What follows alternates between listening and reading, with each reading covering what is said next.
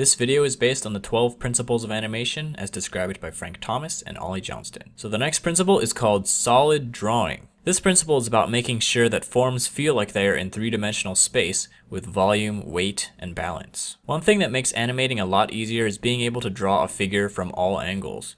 This requires knowledge of three-dimensional drawing. For example, when drawing a line on a sphere, it must follow the contour of the sphere's surface.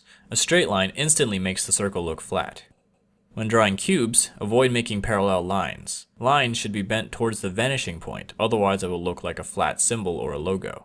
When doing a rough pass of the character, use basic solid shapes like spheres, cubes, and cylinders to construct the character, instead of circles, squares, and rectangles. This will help you be mindful of the space they're in. Another thing you can do is draw perspective lines on the ground to keep track of their distance from the camera, so that you can know when to draw them bigger or smaller. When moving on to the clean line version of your character, be very mindful of overlap, and try to include it whenever possible. Without overlap, everything appears to be on the same plane, but just adding a single line here and there can define where surfaces come out and where they recede. Another thing to note when doing lines is to avoid symmetry. Symmetrical lines look flat. Try to pair a straight line with a curved line, or offset two curved lines, so it looks more natural and dynamic.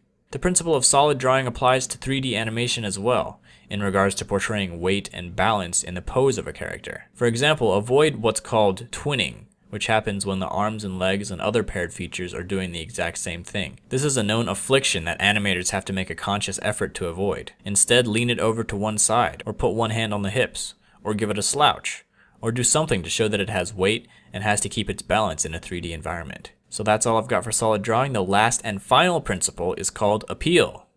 Thanks for watching, and I'll see you in the last video.